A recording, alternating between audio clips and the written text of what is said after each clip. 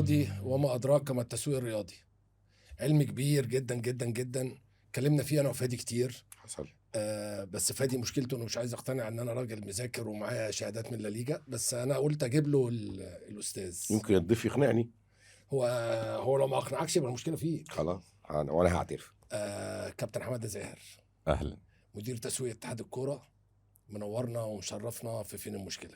انا سعيد ان انا معاكم والله. انت منور. حماده احد الاوراق الجميله في آل زاهر، ولو قلنا آل زاهر بقى هنتكلم احنا بقى نقول لك احنا نادي الصيد انتوا نادي من الصيد زمان قوي بقى، نقول لك سبعينات آل زاهر لغايه اما وصلنا لحماده ابن الكابتن الكبير جدا سمير زاهر، وتاريخ في كره القدم في مصر. احكي لنا بقى حماده، ايه التسويق الرياضي في مصر رايح فين جاي طب منين؟ ما تيجي اسالك انا سؤال الاول معلش. اسالني يا باشا. انتوا نادي الصيد، تعرف زكريا كله يا زاهر؟ باشا، وسيف زاهر الكبير كل حماده زاهر ابو سيف انت عارف ناس إن جميلة. المفروض يعني ان احنا من مؤسسين نادي الصيد الدقي. قصة بس سريعة كده. وزكريا زاهر كان سيف ابنه، وحمادة زاهر وشهبور زاهر كانوا بيحبوا الرماية جدا. ولا زال ولا زال ولا زال طب وكان في وقت كده جابوا نادي الصيد في راس البر، وعملوا مضمار كبير جدا، وكان فيه بطولات قوية يعني هناك. ملعبكم بقى راس البر دي يا باشا. أيوة. ملعبكم دي بقى دمياط راس البر. لا طبعا عيله كبيره في النادي واسماء كتير وياما بقى. يعني انا بقول لك لو حكينا بقى عن ذكريات المرحوم حماده زاهر معانا ابو سيف، يعني كان راجل جميل ده ومميز العمدة الله جدا يرحمه. بدقنه الله يرحمه. وشعره. كان حمادة. كاركتر كان كاركتر كان حماده ده مربينا، كان راجل الله جميل. يرحمه. الله مربينا والله. انا فاكر اوضه مكتبه اللي جوه التيرو. ايوه انا تليفون فاكر الأسود. طبعا. انا فاكر كل حاجه. امم بس انا عايز بقى اقول لك على معلومه كده قبل ما نبتدي. خلي بالك منه. امم ده سجل مدني كروي رياضي اجتماعي. يعني انت لو زكريا زاهر هو ممكن لو ركز شويه يقول لك كان بيجي الساعه كام، يوم ايه، لابس لا ايه، بيقعد خمسينات، فين. لا خمسينات خلي مش بالك. هفتكر. لا بس ده في الخمسينات. لا مش هينفع. هيسأل لازم. الخمسينات لا ما حضرتوش. ايوه. قول لنا بقى حماده، يعني انت مدير تسويق اتحاد الكوره، بقالك فتره مش قليله. عاصرت اوقات جميله جدا، اوقات فيها دروبات زي اي بزنس. زي اي فيدريشن، زي بزنس بالظبط. انا عايز اعرف انت ايه رايك، يعني احنا ليه بعيد قوي عن مسمى السبورتس ماركتنج بالذات في الكوره، مع ان احنا عندنا مقومات ممكن تخلينا في صوره افضل من كده بكتير. اولا انا شغفي بالكوره كبير قوي من وانا صغير، وكنت بلعب. انت عارف الوالد كابتن طبعاً. سمير زاهر الله طبعاً. يرحمه. وعاشرت الاتحاد من تقريبا اول ما الكابتن سمير دخل بالتعيين في تالي كان سنة 92 او 93. وده كان مجلس معين.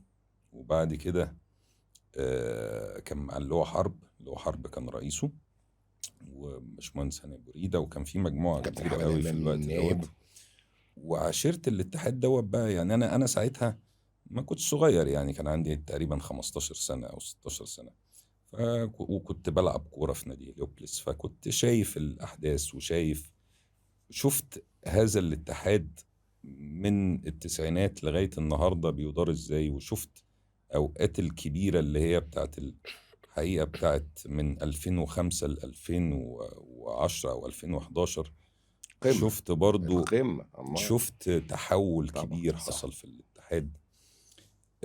الباشن بتاعي عالي قوي كورة، والحمد لله أثقلت ده بدراسات في السبورتس ماركتينج. واشتغلت مع مؤسسات كتير بره مصر واشتغلت في مصر كتير. للأسف احنا بقالنا آخر هنقول يعني البرود ان احنا بقالنا ال 12 سنة اللي فاتوا تقريبا، او احنا بقوا من 2012 الوضع مش زي لا ما قبل. صح. ان انت برضو جالك نكبة كانت على الكورة عموما في مصر، كانت كبيرة. كانت فأحداثها ان انت تتدارك دوت كانت صعبة، يعني صعبة وما زالت صعبة لحد دلوقتي. بدليل ان احنا لحد دلوقتي مش قادرين نشوف جماهير في مباراة الدوري المصري. كامله العدد.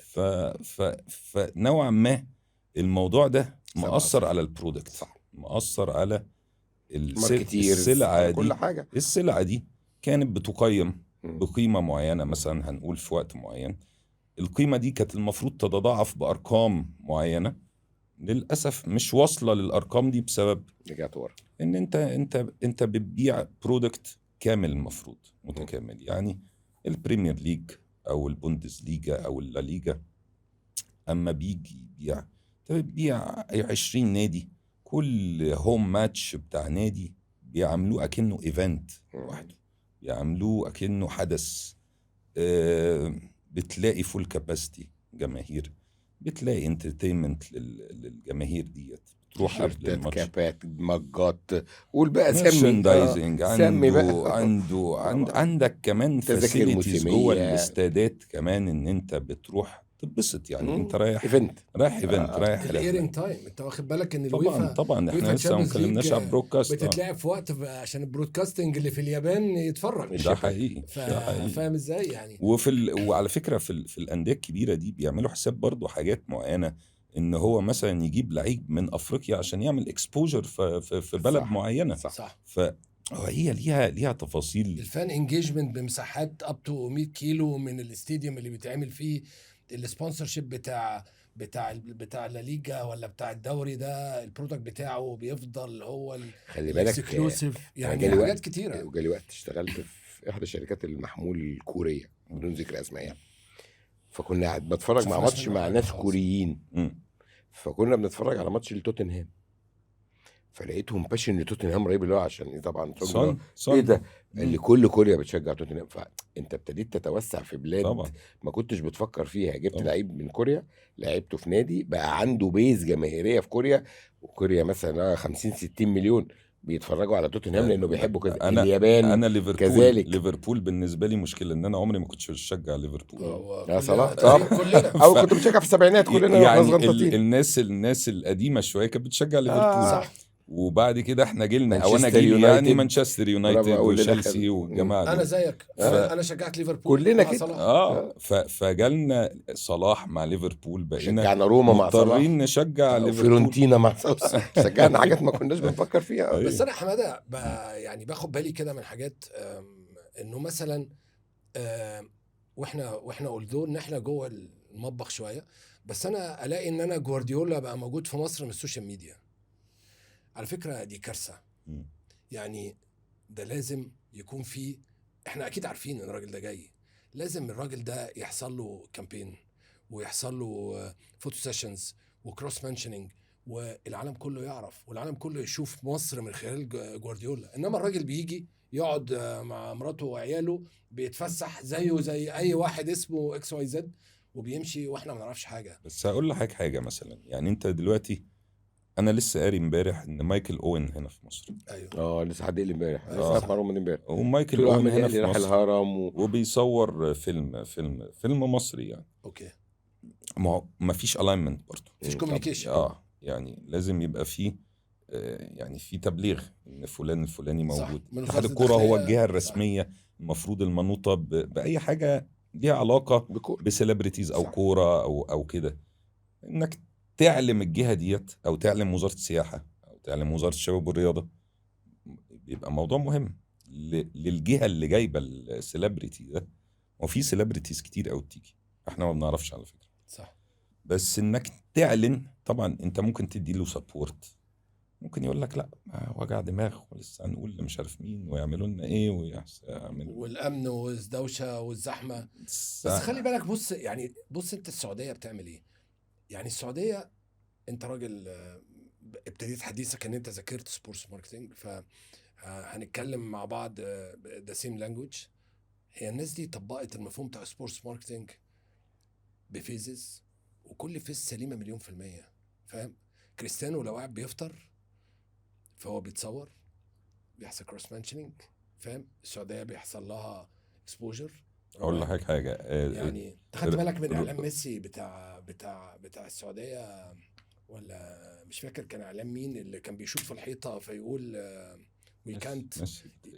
بعدين بقت وي كان عشان هم حتى بيوصلوا للعالم احنا ما كناش نقدر نعمل كذا، دلوقتي بقينا نقدر نعمل كذا. هقول لك حاجه، ده بروجكت دوله يعني، او السعوديه هي واخداه بروجكت دوله. صح. البادجت بتاعت رونالدو في نادي النصر متاخده من صندوق الاستثمار السعودي. صح. فموضوع هم واخدينه سكوب جلوبال اكبر من كده بكتير يعني.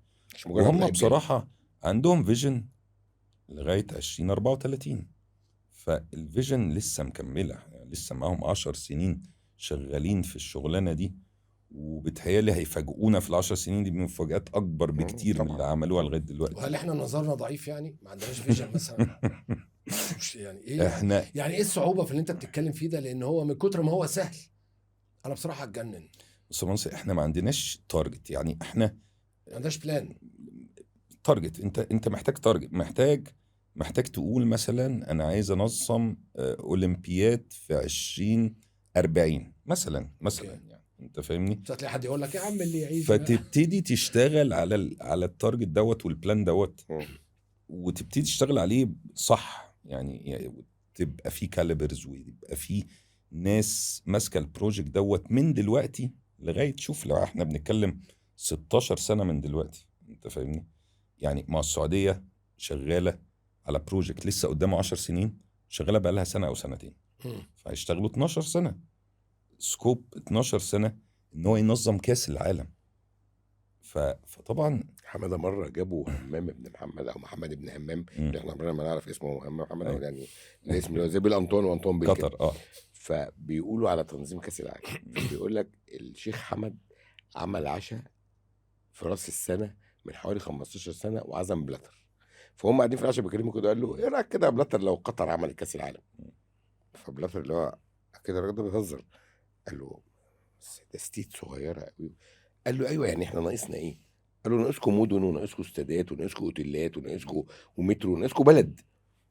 قال له لو في امكانيات نعرف نعملها. قال له وريني يعني وروني بلان.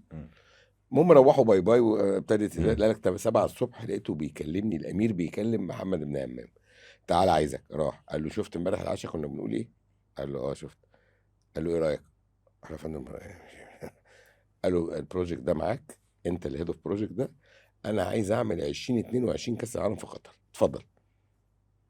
الراجل بيهزر، اكيد بيهزر، إيه قطر دي 2 كيلو مم. كاس عالم ايه اللي هنعمله نجيب فيه مليون مم.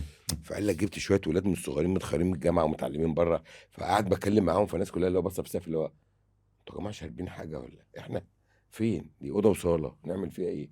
قال لك هنبني اوتيلات وهنبني طرق وهنعمل مترو وهنعمل.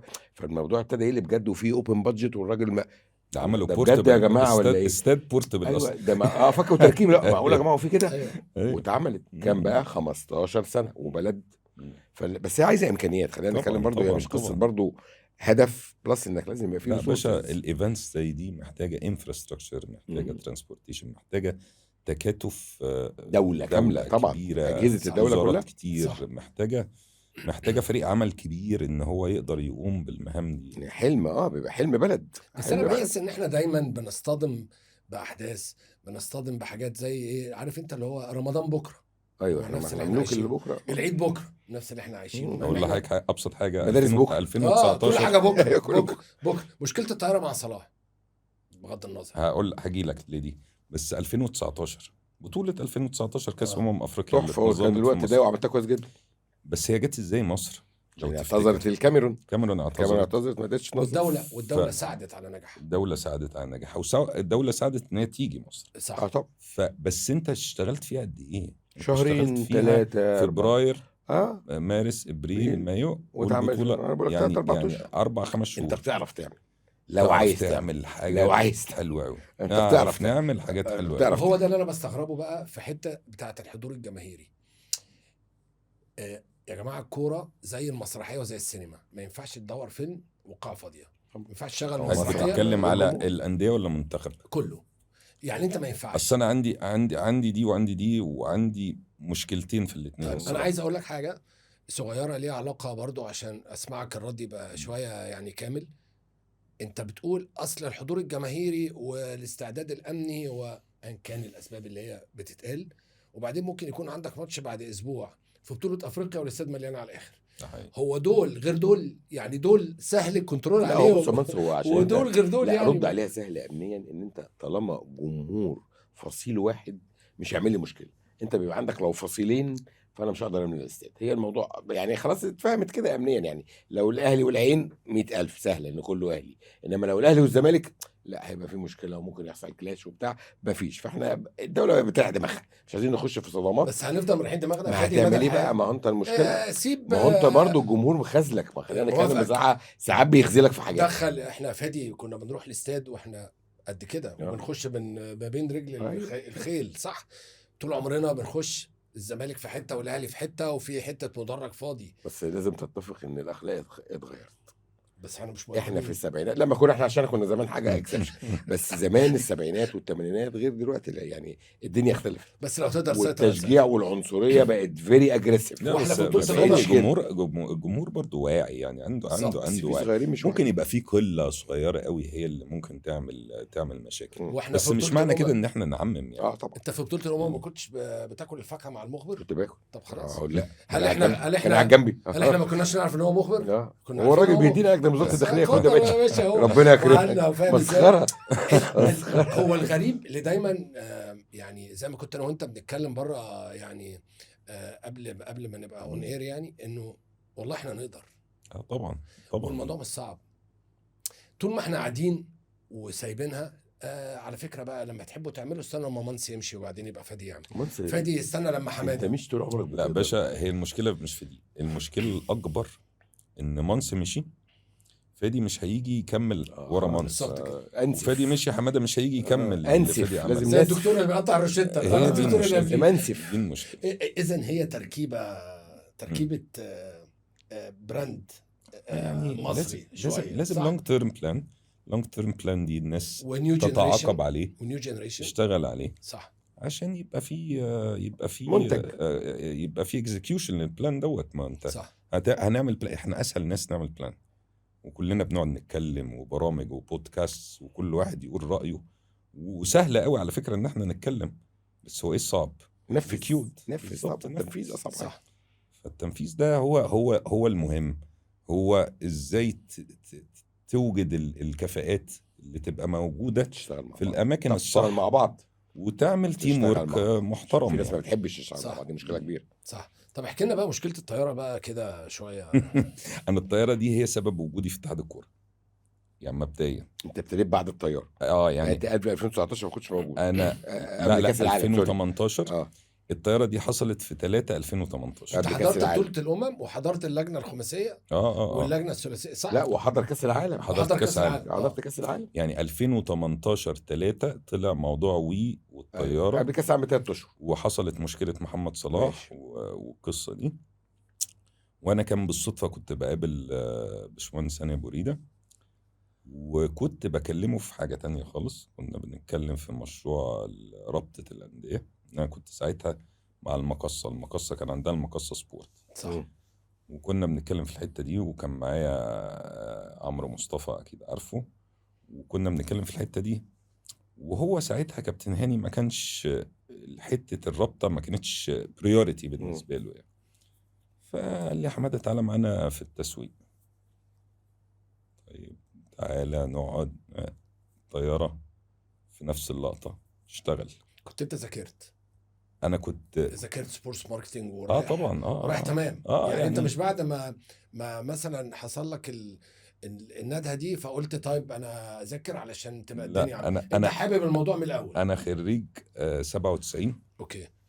واشتغلت في المجال ده من سنه 2001. اوكي يعني في مجال السبورتس ماركتنج يعني. واحنا كان عندنا شركه سبورتس ماركتنج دي كان تاسيسها تقريبا في 2001. كان تقريبا الوقت ده كانش في كان حاجه لسه خالص. الموضوع ما حد فاهم حاجه. موضوع جديد خالص. كان موضوع جديد. الكاميرا في الملعب ده اكبر. مفيش حد يعرف حاجه. عشان كده انا عايزك موضوع الطياره، انا عايزك تحكيهولي من وجهه نظر مدير تسويق الاتحاد.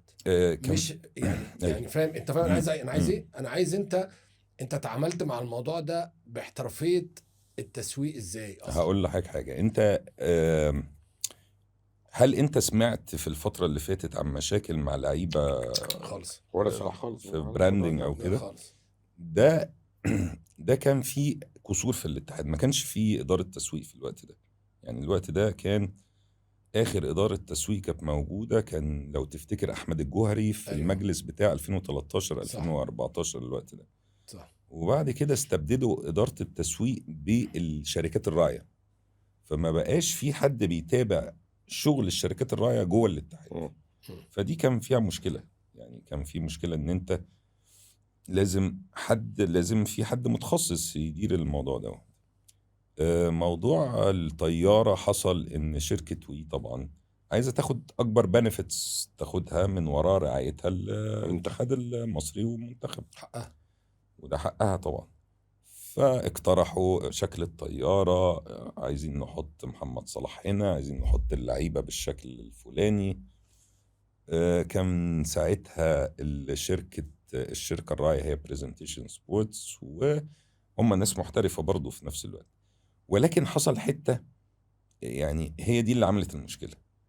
أما تيجي تعمل حاجة زي كده، أنت عندك collective rights في الحقوق اللي بتتباع للمنتخب. collective rights يعني لما يجي مثلا ابيع، احنا عندنا دلوقتي اتصالات، عندنا دانون، عندنا بنك مصر، العاصمه الاداريه. الرعاة دي اما بتيجي تستخدم صور لعيبه المنتخب بلوجو اتحاد الكوره، بتستخدمها 5 أو 6 لعيبه كولكتيف مع بعض، او الفريق كله مع بعض. مفيش individual فوتوز. لازم individual فوتوز دي لازم نرجع للعيب عشان في كوميرشال ناخد موافقته صح عليها، عشان في كوميرشال رايتس بتاعت اللعيب بالظبط. فللاسف حصل المشكله دي، ان هم حطوا صوره صلاح as the hero of the campaign، يعني هو التوب لوحده، وقال لك احنا نقصد ان هو از ذا ايكونيك فيجر للمنتخب. بالظبط. ايوه، اي ماركتير صايع هيقول لك هي كان فيها، يعني هي ما عدتش، بس هي ما عدتش ليه؟ ان برضو صلاح وراه رامي الشركه ورامي طبعا. وناس برضو مش يعني وناصر كنفاني مش هيسد مع رامي لا، هي كانت عايزه تمشي اللي هو ايه، ده صلاح ابننا يا جماعه وهتعدي. لا ما عدتش، هي كانت عايزه تمشي ايه، لا، قعدة والسبب كمان ان في كومبيتيتور، ان كان في فودافون فودافون هو السبونسر بتاع صلاح، فما كانش هتنفع خالص يعني. بس الحقيقه ساعتها تواصلنا مع رامي وتواصلنا معاه كتير، يعني عشان نحل المشكلة دي، وتفهم الوضع، وقدرنا نوعا ما يعني نقرب وجهات النظر بطريقة ما. ولو تفتكر ساعتها الإعلان اتغير بعديها على طول. أيوه، الإعلان اتغير، وحطينا بعد كده كل. بس دايما بيحصل بقى عندنا دوشة كبيرة جدا جدا جدا، مع ان اللي بيحصل جوه المكاتب وغرف الاجتماعات وعبر التليفونات ما بيبقاش واخد الصخب الكبير ده قوي يعني. وانا بشوف ان الصخب الكبير ده قوي هو اساس المشكله اللي بتوصلنا لمرحله ان احنا ممكن احنا الثلاثه على السوشيال ميديا واحنا بالليل بنتسلى نجيب النوم، ممكن نقفش على بعض. مش احنا الثلاثه تحديدا، فاهم ازاي؟ فاهم. بس انا الفتره اللي فاتت حتى كنت حاطط بوست من كام يوم ان انا حسيت ان انا ضايقت ناس كتير قوي، فاهم، من الحوارات ورايح وجاي. لان انا في واحد يعني قاعد انا وهو قعدنا نرد على بعض حوالي 51 كومنت. فهو مش عايز يسكت. لا بس انت بالك طويل يا منصور. ما انا هو مش عايز يسكت، وانا ما بحبش حد يكسبني فمش عارف اعمل ايه، فاهم. ففي الاخر بقى عملت له بلوك يعني. كان تصرف سليم، الموضوع يستاهل. كان ممكن يتاخد من كومنت نمبر 1. عارف انت الموضوع لي 50. هو بص، انا شايف ان المشكله ان مفيش حاجه تستاهل حقيقي، بس احنا عمرنا ما بنبقى حقانيين مع بعض، فاهم يعني. انا مش عايز اخد الموضوع في فورمات اهلي وزمالك، بس هي ايه، احنا عمرنا ما بنبقى حقانيين مع بعض. يعني انت بتبقى عارف ان انت عندك انت المشكله بس استعملت قاوح، فاهم، وبترد موحتك معايا اللي هو ايه، طب ما انتوا كمان. هو الموضوع ملوش علاقه بيا على فكره، يعني انا مالي، فاهم. انا معنى ان انا كتبت او قلت حاجه معينه، وبعدين بقى النتورك عارفه ان انت ايه طب ما تقول لنا كده البوست عشان انا اشوف. والله العظيم ما فاكر. اقولهم لك انا الزمالك ومش الزمالك والاهلي والسوبر، هو الاهلي والزمالك، بس انا مش فاكر ايه والحكام انا مش فاكر كان ايه. بص، حد مثلا مصمم ان جون اوباما صح. مم. بس انا عايز اقول لك حاجه. انا يوم الماتش ده اول ما الجون اتعاد انا قلت اوفسايد، مم. فاهم؟ يشهد ربنا سبحانه وتعالى مم. وابني، مم. فاهم؟ واحنا زملكاويه جدا. عايز اقول لك ان لا كريم، انا عارف، كريم قام أنا- هيعيط يعني، انا فاهم؟ جاي قلت له- عارف يعني ان قلت انا له قاعد فين. انت قاعد في طلع. الثالثه، فقلت له بص الجون ده اوفسايد، فاهم؟ خلاص هو باين ان هو اوفسايد، مم. فاهم؟ جون بقى بتاع الجزيري في الاهلي عليه شكوك، دي رجل مين ونقطه مش باينه ومش عارف ايه بتاع، مم. خلاص بنسكت. مم. الحوار بقى ما بين الفانز رايح في حته ايه، انا دايما صح وانت غلط، أيوة. فاهم؟ واخد بالك؟ النهارده حازم كان بالصدفه الصبح كده وانا قاعد في المكتب، كانت الحلقه بتاعته مع محمودي بتاعت امبارح بالليل بتتعاد. مم. فحازم قال لي بصوا يا جماعه في حاجات مش هتتغير، الزملكاوي يفضل شايف ان هو الصح والاهلاوي يفضل شايف ان هو صح، فاهم؟ وانا شايف ان الخناقه على السوشيال ميديا بقت عنيفه جدا، مم. فانا انسحبت بصراحه. بس اقول لك حاجه، ده طبيعي يعني، كل واحد لويل للفريق بتاعه وشايف ان هو الصح، وخلي بالك ده اللي بيخلق منافسه وده اللي بيخلق الاجواء دي بس الحكام بتتفرم يا حماده. اه طبعا الحكام بتفرق. ملهمش اهل، ده ملوش اهل لا بس تسأل ما عليه. فيش حاجه، ما فيش حاجه ملوش اهل، لا ما ينفعش. لا انا قصدي ملوش اهل يعني ملوش ظهير. ايوه يعني هو الحكم عيني لوحده هيعمل إيه؟ الحكم ده المفروض ليه هيبته، راجل المفروض يعني يقدر، وبيعملوا مجهود خلي كبير على بالك فكره قوي. الدوري الانجليزي فيه كوارث، مش اخطاء، فيه كوارث سودا كل ده اسبوع، حقيقي. كوارث، والموضوع بيعدي. هم بياخدوا ده الموضوع، احنا على طول اصل ابوه اهلاوي، اصل خاله مم. زملكاوي. يا أيوة. جماعه الموضوع أيوة. ابسط من كده بكتير. خلاص أيوة. غلط، بني ادم بيغلط واي حد فينا بيغلط. لا انت بتشخصن الموضوع. مم. ده مره حكم لهم ماتش في السويس سنه 16 مم. فخل يا جماعه مش ايه ده، في ناس قاعده فاضيه. مم. المشكله كمان يا فادي ان مش انت الدرجات دي يعني. مشكله ان في جزء كبير جدا من التحكيم من خلال اي حكم، مش شرط واحد بعينه. مفيش جايد لاين في اللعبه بنحاول نروح لها، لان مفيش لعبه زي التانية. بس انت ممكن ماتش النهارده تلاقي ايه، المهاجم ومع المساك في فايت عنيفه جدا وما اتحسبتش، وبكره هو عدى من جنبه هقول لك فوقع. حاجه مثلا، فاتحسب. بروتوكول هو انهي اللي صح؟ بروتوكول الفار مثلا. انا اشتغلت على البروجكت ده واحنا في اللجنة بندخل الفار مع فضل وعبد الله واحنا وعبد بندخل الله. الفار في كرة عمل مصرية كده. ساعتها. فبروتوكول الفار في كل بلد غير على فكرة، ومفروض الاي فاب دي اللي هي الانستتيوشن اللي هي خاصة بالفيفا اللي هي بتحط الرولز والريجوليشنز دي، بتديك بروتوكول لازم تمشي عليه. بس مثلا الانجليز ما بيطبقوش الفار زي ما الفيفا الجايد بيقول، بيشتغلوه من دماغهم. ولو تاخد بالك ساعتها كانوا هم مثلا كان لازم الحكم يرجع للمونيتور، كان هم عشان يسرعوا الموضوع الانجليز وما يرجعوش الحكم على المونيتور في كل لعبة، بقوا بيتكلموا في الاير بيس، في الاير بيس على طول. ساعتها هم اللي بدعوا الموضوع دوت، دلوقتي هو اللي ماشي. فهو في الاخر برضو فيش جايد لاينز في الكورة. كورة لعبة لوكالايز الموضوع على حسب فكرتها وتلاقي ساوث امريكا عامله حاجه تانية خالص. يعني لا وفكرتها سهله. ايوه جينا يعني نستمتع. الكوره فكره ان هي انتشار اللعبه دي في العالم كان فكرتها ان هي كوره وثلاث عرض هنا وثلاث عرض هنا، ده الموضوع. انما بقى التكنولوجيا لما دخلت في الكوره برضو صعبتها على فكره يعني. بص انا من الناس اللي بتكره الفار، بكرهه. لسه قاعد امبارح بتفرج معاهم في الكافيه على الماتش، قلت لهم يا جماعه الفار قتل المتعه الحقيقيه اللي في الكوره. خلاص كل جون يجي لا استنى، اصل ودنه، اصل مناخيره، ايه الموضوع السخيف ده؟ هو خلاص كنا زمان يلا عطل على الباطل جون وخلاص بقى هنقعد بقى نعيط يعني. بس هو فيها جزء فير، فيها جزء فير. انا قلت سابوا لي فاكر كره كاس العالم بتاعت انجلترا نطت على الخط دي طبعا ماشي، دي نشتغل عليها. انما بقى اصل ودنه، اصل شعره، يا جماعه ايه السخافه اللي احنا بقينا فيها دي؟ الموضوع ده مثير قوي. وهل انت فير بعد ما طبقت الفار؟ ما هو برضو ما فيش. لا طبعا مش شرط، لان برضو اللي قاعد عليه بني ادم، فبرضو ليها حكم. بالظبط يعني. فهي انا شايف ان هي يعني معادله صعبه. طب سؤال يا احمد، لو انت انطلقت ايديك تماما في موضوع السبورتس ماركتنج بتاع المنتخب، وبقى عندك انليميتد بادجت وعندك ريسورسز وعندك هاو تو ماركت البرودكت اللي اسمه المنتخب القومي؟ انا اقول لك حاجه بسيطه ماركته جدا. ازاي ده؟ حاجه بسيطه جدا ومش محتاجه بادجت رهيب يعني. وانا طلبتها من مجالس كتير اللي تعاقبت علينا، بس يعني للاسف لسه ما حصلتش. انت الطبيعي ان منتخب مصر ده ملك مين؟ ملك مصر كلها، صح. ملك المصريين، مش بتاع حد يعني. بيديروا اتحاد الكوره، هو ملك المصريين. انا من ساعه ما اشتغلت في اتحاد الكوره انا ما افتكرش ان منتخب مصر الاول لعب بره القاهره، ودي مشكله، دي مشكله كبيره جدا. الطبيعي ان منتخب مصر اسوان، هيلعب ماتش في اسكندريه، اسماعيليه، بورسعيد. في فكره اسكندريه، حلوه، في حلوه جدا، اسوان، في حلو، بورسعيد، في ماركتينج المنيا. جميل، انت المفروض ترجع الباشن بتاع الناس، انجيجمنت كمان، الانجيجمنت صح. دوت. الناس عايزه صعيد ودلتا رايح ماتش بتلعب منتخب تخيل مصر انت مثلا، المنتخب في اسوان، ماتش بوتسوانا اللي جاي ده، في اسوان، ليه ما تعملوش في وريفر، يا اسوان، نهار أبيض. اسماعيليه، في الجونه، في وات ايفر الاماكن دي.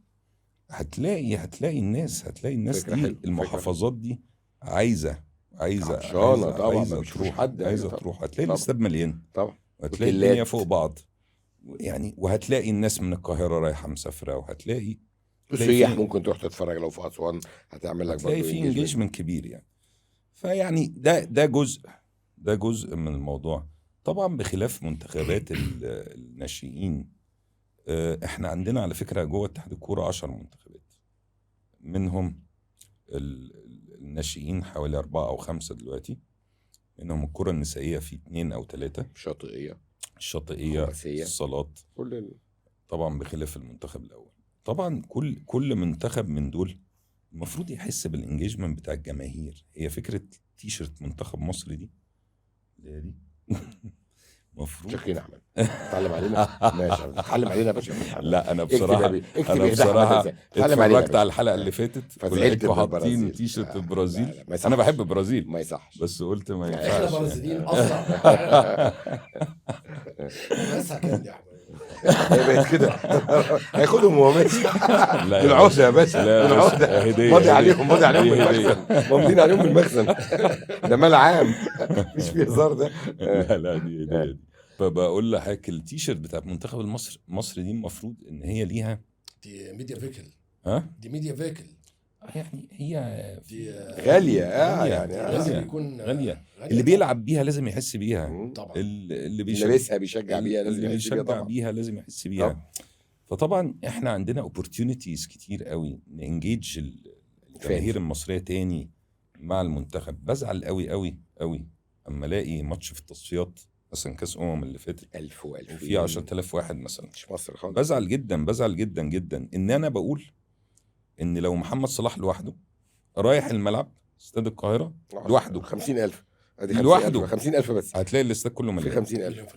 ما بالك في محمد صلاح، في عمر مرموش، في تريزيجيه، مصطفى محمد، كله في تريزيجيه، في عبد الشناوي، المنعم. في عبد المنعم. يعني ما شاء الله عندنا فرق كرة جامدة دلوقتي قوي يعني. طب انت شايف العزوف ده يا حماده بسبب ان الناس بقت عنصريين جدا، زمالك واهلي وانديه، ولا ان ما بقاش في باشن للمنتخب، ولا الناس بقت كيرلس قوي تعرف اخبار المنتخب او ماتشات؟ يعني ايه الاسباب؟ يعني انت لا، برضه راجل هو- ماركتير، فانت عارف ايه الاسباب هو الروت كوز ايه. المنتخب عادة المباريات الكبيرة بتلاقي فيه سبورت جماهير. ماشي، يعني لو تفتكر ماتش السنغال، طبعا مصر والسنغال طبعا، في استاد طبعا، القاهرة طبعا كان فول كاباسيتي، طبعا. دي معروفة. فعشان كده في المباريات اللي زي دي بتسوانا انت متأهل خلاص مم. وسادس ماتش في مش لازم التصفيات تروح ماتش فيه 100,000، يعني خد ملعب صغير بالظبط، فيبان ان الكاباسيتي ألذ. بالظبط. استاد اسكندريه الاساسي، بالظبط. الحاجات اللي هي لطيفه. المنصر اللي راحوا ما فهموش ده، استاد اسكندرية جميل، ما فهموش. لا بس جميل. ايه يعني يا راجل انت بس روح اتفرج على المدرج السحري، والله خدناه جوله. ايوه انا كسبت ايه من المدرج يا راجل؟ بس وقت الملك فاروق أنا بص طبعاً- إعجاز. لا هي طبعا هو مزار. اه فبعد ما زرنا فانا طبعا في دماغي انا عارف ان اوضه اللبس تحت الارض، ايوه وفاكر ان اوباما مره كان بيلعب في الاتحاد وضيع ضربه جزاء وراح جاي جوه اوضه اللبس نزل. ساب الماتش شغال. فانا واقفين بنتكلم مع مديريه الاستاد ست سكره، جميلة ربنا اه يمسيها بالخير. بعدين فاكر انا وفد مدام بقى عمال بقى عزة نتكلم قالت معانا وبتاع، إيه؟ ولا بقول لحضرتك هي الحته نزل منها اوباما ايه ده؟ تحت الارض بتاعت اوضه اللبس، تعالى اوريها لك. خلتني نزلنا اوضه اللبس، مم. اعجاز. اوضه اللبس تحت طبعاً. بعد ما عملوها طبعا في طبعاً. 2019. لا الاستاد مزار، القاعة بتاعت المؤتمر مزار. الصحفي. ايوه مم. مزار. لا يعني انت لو كنت زي ما انت قلت كده مثلا مايكل اون ده، لو كنت خدته طلعت بيه استاد اسكندريه وراح اسكندريه معاك يوم، مم. حيطان من بره حجم وبلوكات. الماركتنج عامل ازاي؟ أيوة. متخيل حجم سور الاستاد ده ايوه اصلا ايوه اثري، ايوه اثري اثري اللي الحاله هو دي. مبني بالانجليز ايوه ايوه يعني موضوع صالون. كبير. طب حماده، انا عايز اسالك سؤال شويه يعني عميق جدا في موضوع سبورتس ماركتنج ده. انا متهيألي ان احنا في مصر السبونسرز بياخدوا لاير واحد من الثلاثه لايرز بتاعت السبونسرشيب. هو بياخد البراندنج، تمام، بس ما بياخدش البيزنس براندنج، وما بياخدش الفان انجيجمنت من ورا الموضوع. I agree. صح. طيب بياخد البراندنج انه يفط اللات سكرينز اللوجو على التيشيرت، مم. تمام. مم. طيب البيزنس براندنج، طب ما هو في جماهير، صح. هل بيبقى فيه سامبلينج، فان اكتيفيشن، كيوسكس، اي حاجه ممكن تحصل تخليني احس بالبرودكت ده علشان ادوقه فيتخلق لويالتي فبكره هشتريه؟ ده بيحصل ولا لا؟ والحاجه الاخيره، اللاير الاخير، انه البيزنس براندنج اللي هو جزء من يعني الفان انجيجمنت ده هو ما هوش بيستفيد بيه. واي بليف انه البيع بارقام كويسه. يعني مثلا دانون مثلا في ساعة بطولة أفريقيا اللي فاتت كانت عاملة الباك بتاعها وعليها صورة منتخب مصر، وعاملين 6 باكس عليهم صورة منتخب مصر. ده نوع من الانجيجمنت، بس هي البطولة كانت خارج مصر، فما كانش برضو في الانجيجمنت القوي اللي تقدر تعمله يعني. انما الطبيعي لو في ايفنت داخل مصر تقدر تعمل كيوسكس جوه الاستاد، تقدر تعمل سامبلينج، تقدر توزع هدايا. يعني احنا شفنا ده في بطولات كتير هنا في مصر يعني بيحصل. بس زي ما رجعنا بنقول برضو الحتة بتاعة العزوف اللي موجود شوية بتاع الجماهير، مش مدي الشركات دي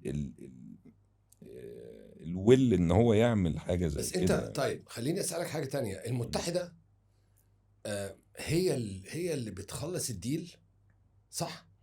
مظبوط. فاللي بيقعد مع الماركتنج دايركتور او الماركتنج تيم ساعتها هو التيم بتاع المتحده. ده حقيقي. اي ثينك انه التيم بتاع المتحده على فكره ناس جميله هايله كلها. لا وسيف الوزيري اصلا يعني كانت شغلته. لا ده هي كانت لعبته. ده جورو. ايوه هي كانت لعبته اساسا في الكوميرشال بارتنرشيبس. ده شابو. ده حقيقي. طيب هو الكلاينت ما بيبقاش عايز ياخد التو لايرز التانيين. يعني هل احنا واصلين لمرحله اللي هو تعالى حط شويه بس كده السراوند براندنج اللي بيحصل؟ لا اقول لك حاجه، بيبقى عايز يعني، هقول لك برضو مع اتصالات، بس الجمهور موجود. ما اقول لك مع اتصالات مثلا، اتصالات بيجي يعملوا زيارات للكلاينتس بتوعهم لتمارين المنتخب، بس ممكن ملهاش اكسبوجر كبير، بس بيحصل. صح. يعني ده نوع من الانجيجمنت اللي هم بيعملوه. صح. يعني من الشركات اللي موجوده معانا دلوقتي، خلي بالك الانجيجمنت الكبير بيحصل ساعه البطولات، مش في الماتشات مش في الماتشات طبعا. يا حماده بس انت ذاكرت وانا ذاكرت، احنا نعلم ان في بلاوي ممكن تتعمل. طبعا. لا مش بلاوي بس. انت قعدت تفكر وفتحت الباب منك لاي سبونسر، انت بجد هتعمل له في كل كورتر من عمر الدوري مثلا، فاهم، اكتيفيشن مختلفه. بص يا منس، دي بقى اللي محتاجه بادجت اللي احنا بنتكلم عليها، انك تعامل كل ماتش كايفنت مليون في الخروج، كل ماتش كايفنت لوحده. دي محتاجه شويه لوجيستكس، شويه حاجات لازم تتظبط.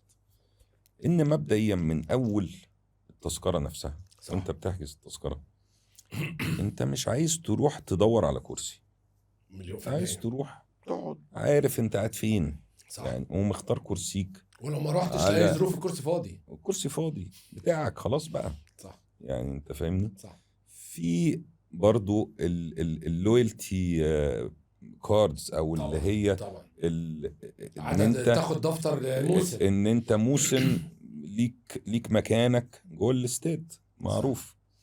طبعا الحته دي مش موجوده لسه عندنا، محتاجين ان احنا نشتغل عليها. تفتكر هينفع لو عندك سيتنج بلان، يعني لو قدرت تعمل سيتنج بلان وعندك سيتنج نمبر على الكراسي اساسا. بالظبط. انت ما عندكش سيتنج نمبر، ما انت بترفض تعمل كده. وبلاش نقول الاسباب، بس يعني انت بترفض تعمل سيتنج نمبر. بس هو انت لازم تعملها. على فكره في جهات كتير قوي بتاخد اماكن جوه الاستاد، ما فيش مشكله على فكره. ياخدها برضو خدها بس خدها في حته معينه. خدها في الحته دي. لا ولو حتى عايز تاخد البرايم طبعا خدها يا باشا.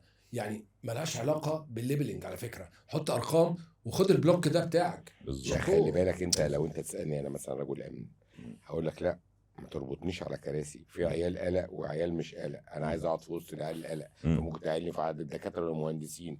فرحتي لا، انا عايز اقعد جوه وسط الالتراس، فلازم تسيب لي الكراسي فلوتنج. انما هتربطني على كراسي مش... الموضوع هنا مختلف، هياخد سنين يعني. سيبك من القصه دي. طب سؤال، لو انا مثلا جيت انا حماده وعايز ابيع فانيلات المنتخب الحلوه اللي انت جبتها لنا دي وكل شويه تزيد لنا بيها مش مشكله، وعايز تنزلها ان يبقى في انجيجمنت رهيب. لو انا جيت على مثلا شركه وي وجيت قلت لهم يا جماعه انا هديكم التيشيرتات وهتدوها للجماهير وقسطوها على 12 شهر، كل شهر 10 جنيه ولا 20 جنيه في فاتوره السبسكرايبر، وتموت التقليد هتنتشر انتشار ابن كلب. طبعا بالنسبه لي انا هاخد فانيلا بوما، هقول الميرور، بلاش اقول لك ان هي الاوريجينال، لا الميرور بتاعت التدريب، هاخدها مثلا ب 200 300 جنيه وهدفع 10 جنيه على كل فاتوره موبايل لمده سنه. وحشه لطيفه كده، وهكتب لك عليها اسمك فوقيه كمان، هقول حماده. يا سلام، لطيف، نوع من الانجيجمنت والرقم وتتعمل وهو بالنسبه لها بقى. والمحلات هتبقى زحمه واسمي لا سودا اكتب عفاك اكتر برقم الموبايل، خد اخر رقمين حطهم. يعني الافكار، وانزلك عليها بوينتس، مثلا اعمل لك ريدمشن مثلا ب 20 جنيه لو اشتريت الفانيلا هنزلهم لك كريدت على الفضاء. في افكار كتير يعني. هو انا بقول لك زي ما مصر بقول لك يطلع منها قماشه، بس المهم ان انت معاك برودكت. بس اليومين دول زي ما انت قلت في عزوف، فهو سبب العزوف اكيد. انا بقول لك انت ماركتير، سبب العزوف ايه؟ هقول لك حاجه من الكوره. احنا عملنا في مباراه من مش فاكر برضو التصفيات بتاع كاس عالم، بتهيألي من اقل من 6-7 شهور يعني، واعلنا عن 5 تيشرتات لاحسن جمهور، وكاميرا كانت بتلف كده تختار وكده. بس للاسف مفيش الاستراتيجي دي جوه الاتحاد ان انت تقدر تعملها حاجه لونج تيرم. يعني مفيش الحته الفكري دي، عايزه يبقى. انت عارف انت قلت لنا كم مره مفيش لحد دلوقتي؟ طبعا ما فيش. لا غش عليك، ما فيش الا في الاثنين دول. عايز تاخدهم اهو، ما فيش الا دول. كتر خيره عرف يجيبهم هو مشكورا يعني. لا بص هقول لك حاجه انت تقدر تقول لي، تقدر تقول لي نسبه الاهلاويه والزملكاويه كام في مصر؟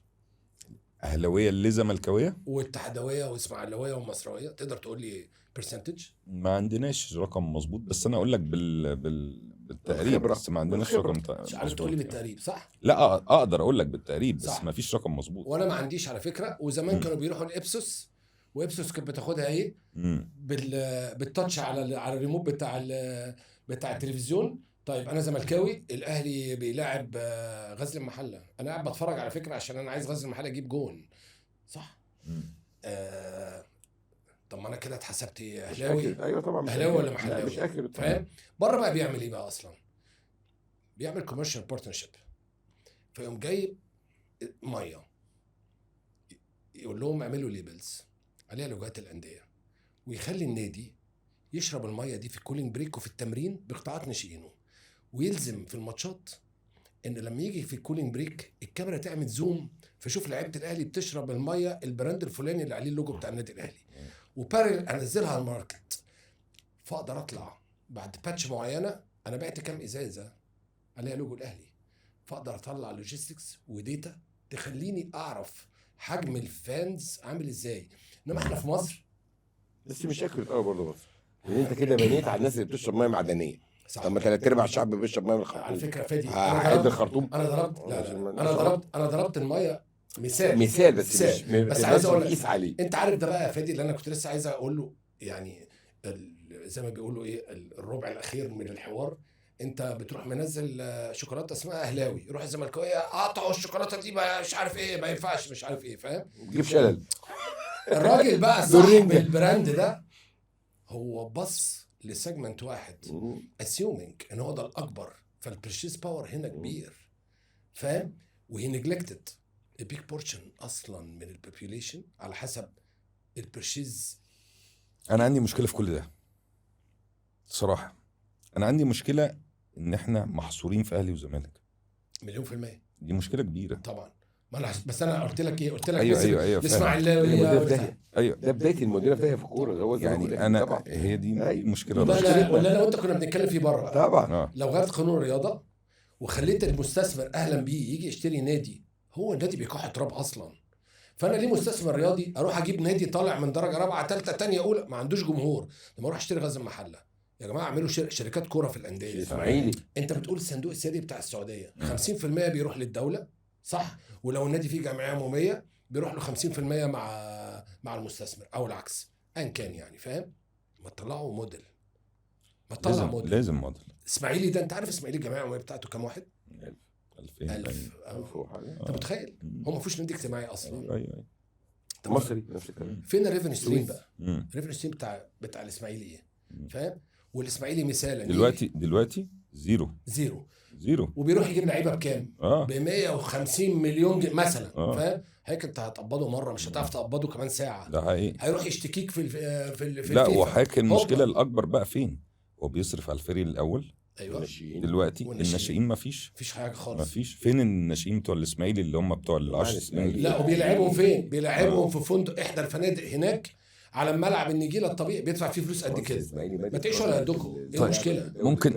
ممكن نكونكلود حاجه مهمه جدا. هو فعلا الحته بتاعت القانون دي مهمه جدا طبعا. حته دمج الانديه الشعبيه مع انديه، مش انديه الشركات المفروض يعني هو الابروتش كان معمول المفروض الصح.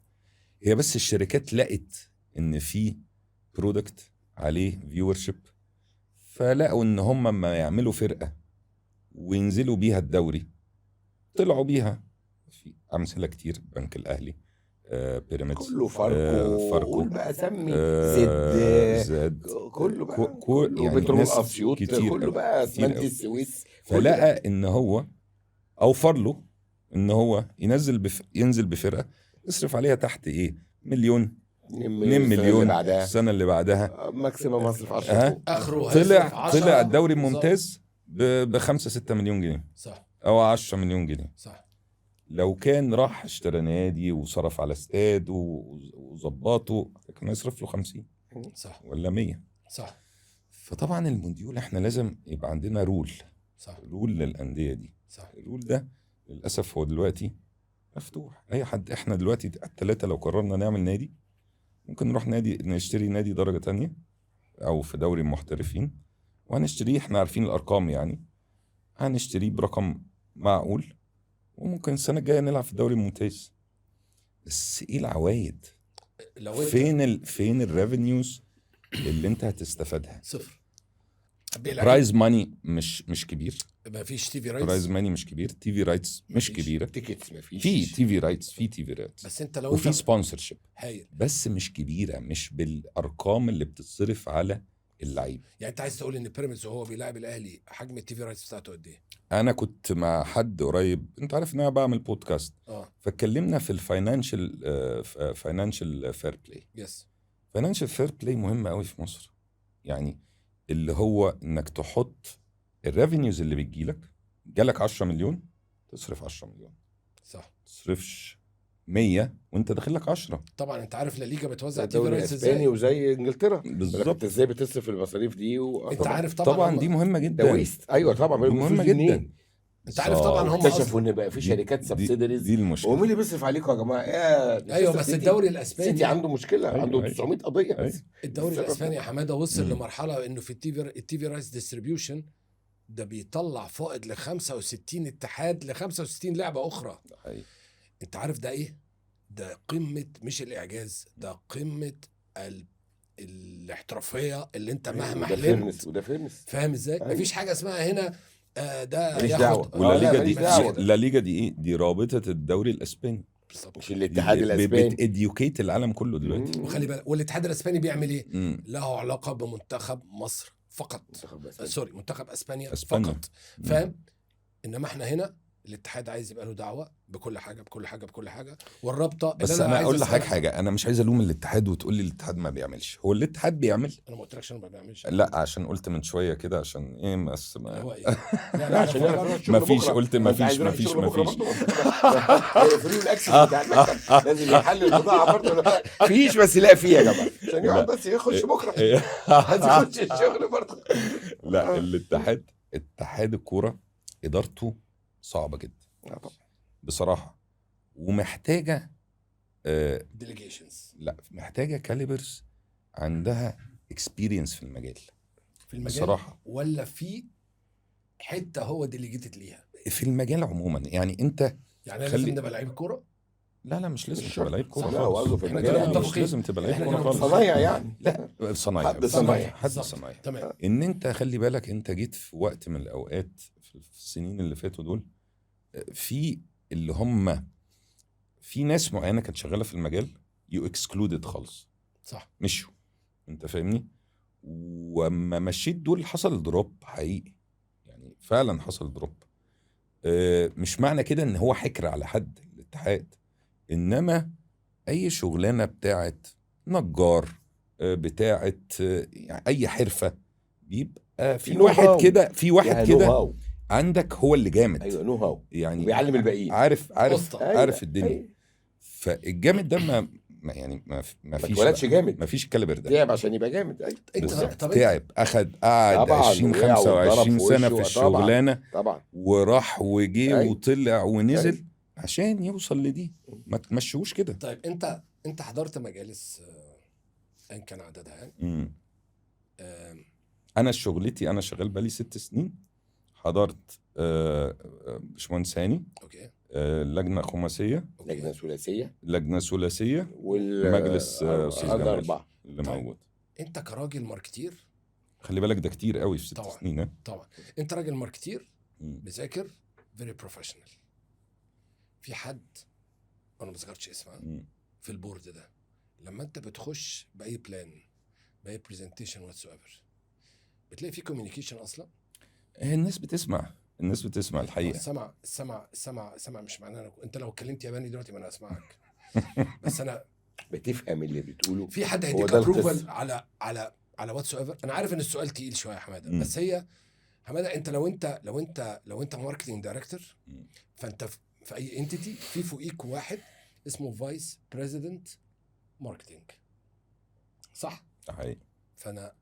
انت مديري، مم. انا هخش لك بحاجه انا اعرف نتكلم ذا سيم لانجوج. في ترمينولوجيز معينه مم.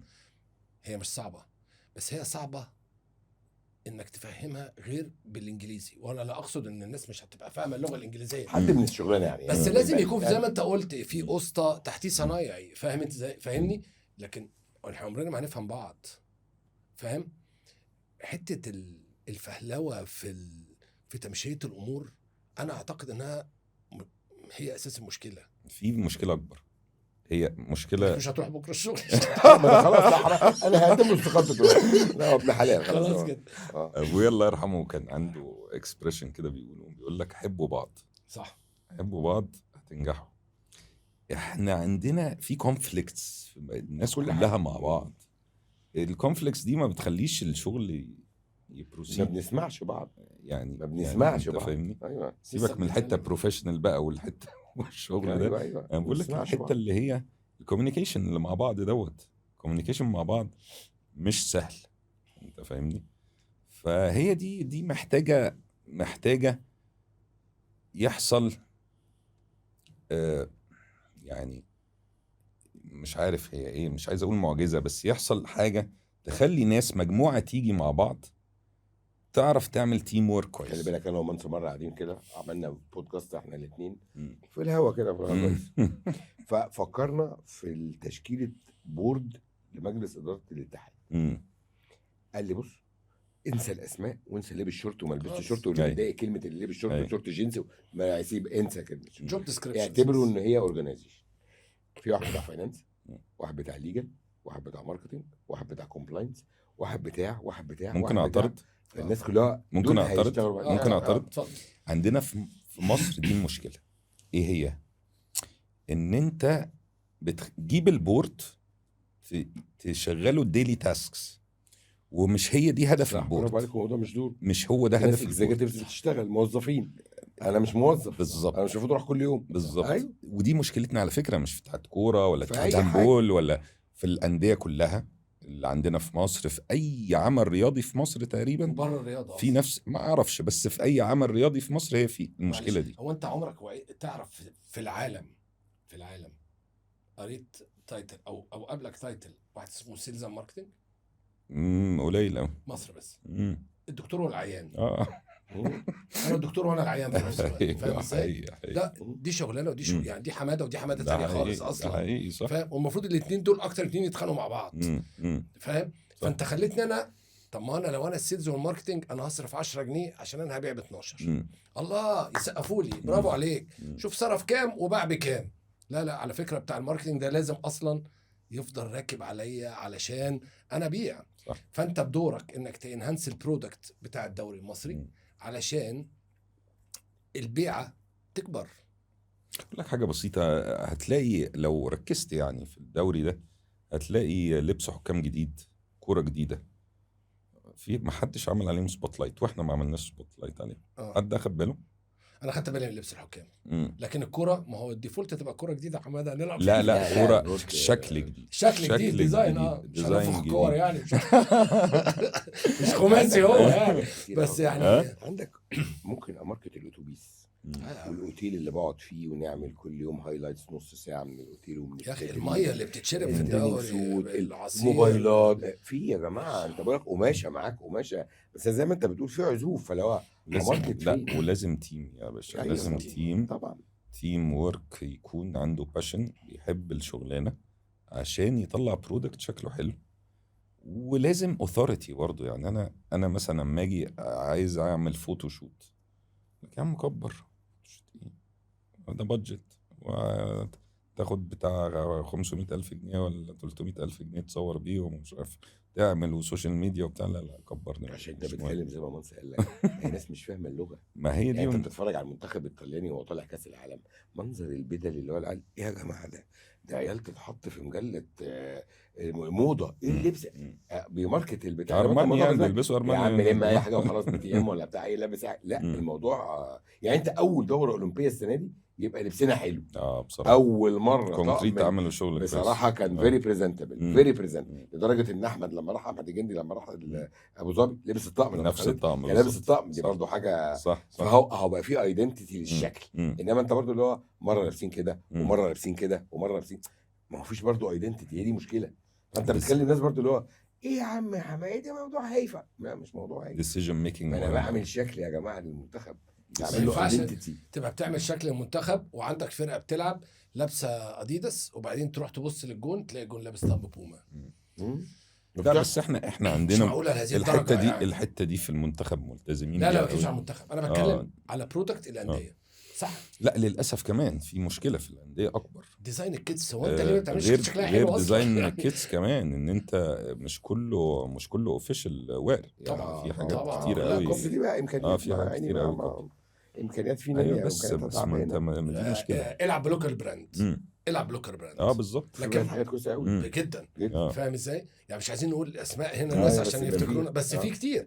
انما انت بقى ايه، انت ضارب الماركه ووحشه وديزاين وحش، وبعدين ما ينفعش، واللوجو اصلا مش حجمه صح، والجون لابس بقى غير لابس واحد تاني بقى خالص، وبعدين الجون الاحتياطي نزل لابس طقم تالت خالص. ازاي يا جماعه انتوا حضرتك انت ولاد مين يعني؟ ازاي؟ فاهم؟ لازم تخصص. بمعنى ايه؟ ان الرابطه منوطه ومسؤوله عن مسابقه الدوري الممتاز. انا كنت لسه عايز اسالك بقى، انت مقتنع بوجود الرابطه؟ طبعا لازم، بس هي لا مش بره، مفيش حاجه اسمها رابطه بره. لا مش اقصد بره، انا اقصد اقول ان انت تقلل من الكي بي ايز او الريسبونسابيلتيز بتاعت اتحاد الكوره. الرابطه مسؤوله عن ايه؟ عن مانجنج المسابقه بتاعت الدوري الممتاز، يس، ماركتنج المسابقه، يجيبوا سبونسرز للانديه ديت، والبرودكاست بتاع المسابقه. اوكي، ده المفروض، ده الثلاث حاجات اللي هي اللي ما حصلتش من يوم ما الرابطه اتعملت في مصر، يعني المفروض يتعمل وما اتعملش. ده الثلاث حاجات المفروض يتعمل. فكره ان الرابطه تعمل كده، تقدر تدخل دخل كويس للانديه، تقدر تجيب لهم سبونسرز، تقدر تبيع البرودكاست باسعار كويسه. وعلى فكره هو حصل يعني برودكاست السنه دي برضو المتحده اعلنت عن ان هو تم بيع البرودكاست لاكتر من دوله خارج مصر. بس هي الفكره في الاخر دوري المحترفين، دوري الدرجه الثانيه لازم يبقى ليه رابطه على فكره. يعني كل مسابقه لازم يبقى ليها حد مسؤول عنها، عشان في الاخر بس لازم يبقى في جايد لاينز عامه. الجايد لاينز العامه دي اللي بيحطها اتحاد الكوره، اللي هي اللائحه بنظام شروط المسابقه بالعقوبات بالكلام ده. بس فكره التخصص مطلوبه ومهمه جدا جدا جدا. ان انت في الاخر اتحاد كوره بيباشر انما مش هيدير كل حاجه. يعني اتحاد الكوره منوط دلوقتي ان هو عنده منتخبات وكاس مصر، منتخبات وكاس الرابطه وكاس مصر. لا كاس الرابطه تبع الرابطه، وكاس مصر وكاس سوبر. طب هو كاس الرابطه ده ليه يعني؟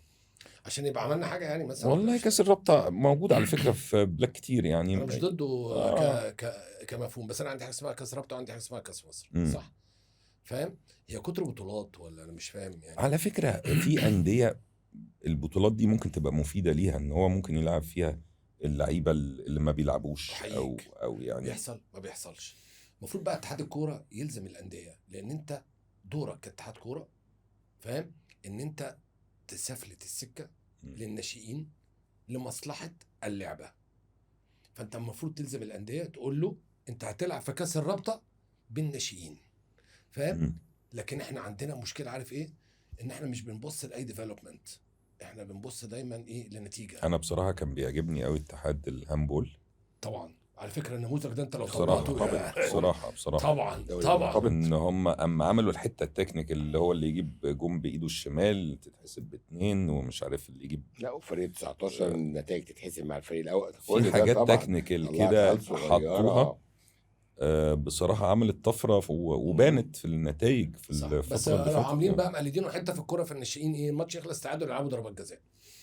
اوكي. فتيجي تبص في الجدول بتاع الناشئين مثلا، في اخر الجدول هتلاقي الفروق 2 بونت 3 بونت، فاهم؟ فانت تحس الله الدوري قوي جدا، بس الحاجات دي كلها بس خلي بالك ماتش الزمالك فاهم ازاي؟ ماتش الزمالك وسموحه بتاع الناشئين عمل اعجاز 37 ضربه جزاء، ده اعجاز. ده ركبوا الاتوبيس ومشي. ايوه ده اعجاز. كملوا في الاتوبيس، ده ركبوا كلموهم قالوا لهم لفوا والله العظيم نوروا ملعب. والله العظيم انا في ملعب تاني مش في نفس الملعب. ده رجعوهم تاني.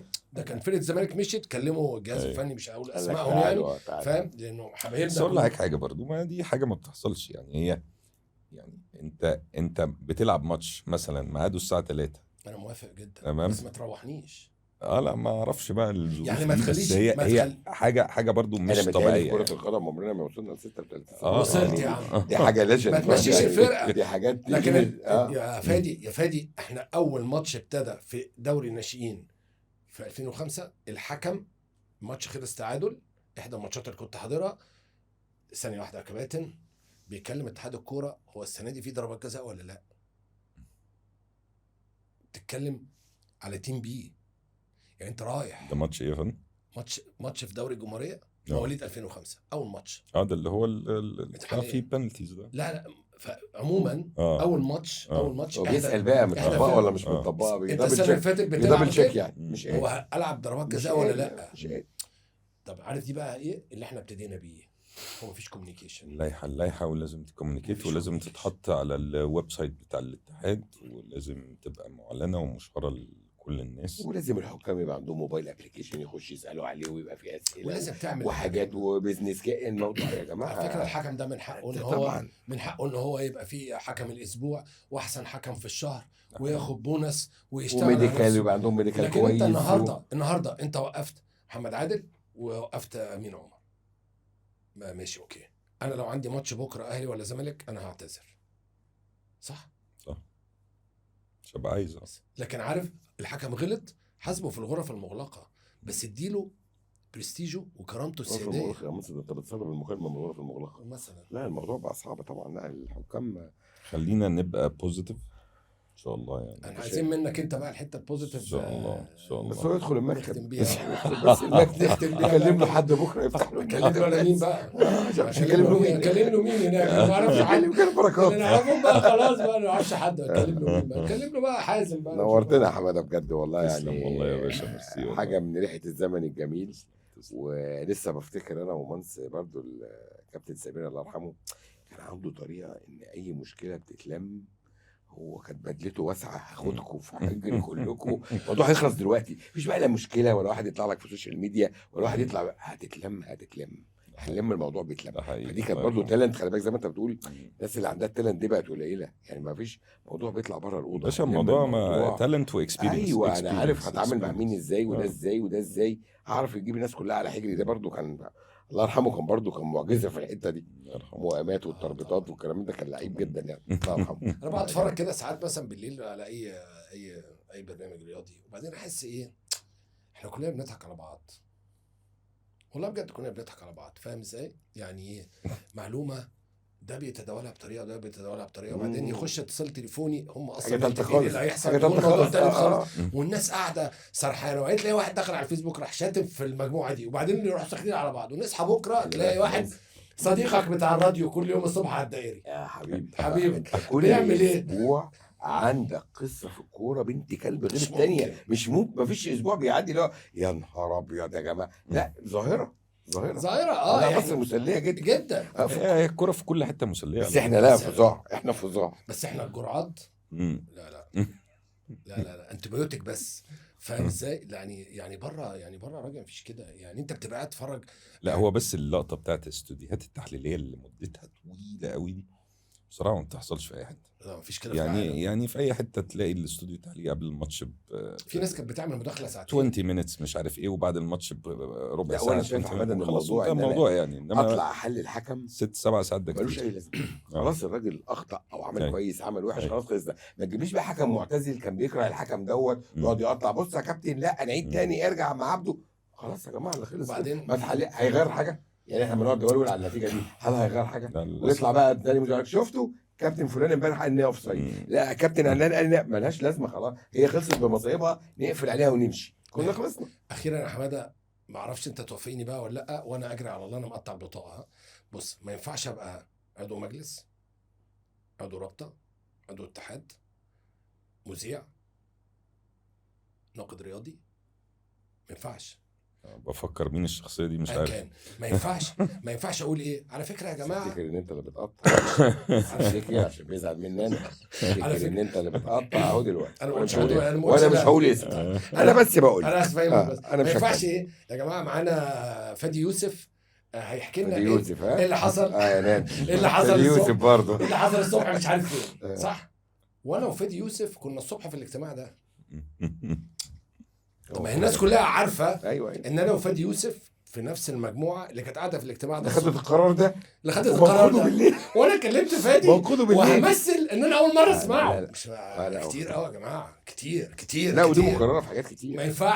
ينفعش انا اختار شغلانه، ما انا مش هينفع ابقى دكتور ومهندس وطبيب طيار وبقال، ومش هينفع.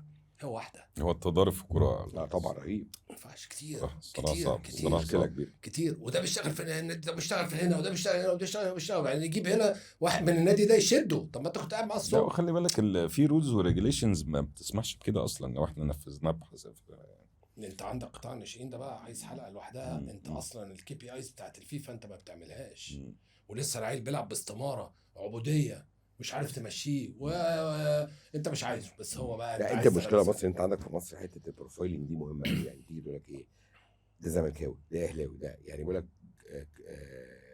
كلاتنبرج لما جه اما الحكم طلع قاعده أهلاوي. فريندلي كده، طلع أهلاوي. لا والله بيبقى قاعد معاهم كده فبيقول لهم هو انتوا ايه ميولكم انت قالوا له ايه ده قال لهم ايه عادي انا بشجع نيوكاسل.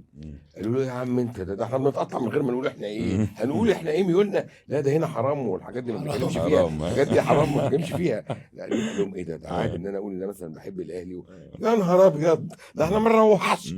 الموضوع بره بسيط يعني ايوه في انتماءات عادي. انا بحب نيوكاسل وابويا كان بيشجع بس نزلت بتحكم ماتش خلاص انت ده شغلي كل ده مفيش بقى بيروح اللي هو انا بنسى كلام. هنا الموضوع انت اللي هو فاهم، لازم البروفايل ده اهلاوي ده زملكاوي ده محسوب على كذا، اصل المذيع ده اهلاوي اصل المذيع ده زملكاوي، لا طفشوا ان هو بيطلع يقول الدوري ذهب للجزيره.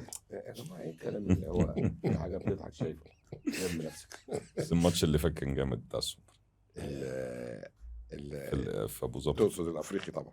لا في لا ابو ما انا ظبي. فهمتك ما انا قريتك. عيب يا بيه اصل عيلة زاهر دي عيب. احنا متربيين على حجم العمده عيب. فهمت انا. لا بتاع السعوديه. خلينا احنا في السعوديه. نورتنا يا حماده. انا كمان مش والله عارفين نقول لك مبسوط قوي بالظبط قوي قد ايه، قوي. محتاجين حلقات وحلقات والله. شكرا والله قوي. سعداء بيك. اللي في ربنا التيشيرتات يستر. ولا اللي في التيشيرتات ولا هتسيب؟ يلا. أوكي. ميرسي جدا جدا. فرصة سعيدة. حبيبي. شكرا يلا. شكرا.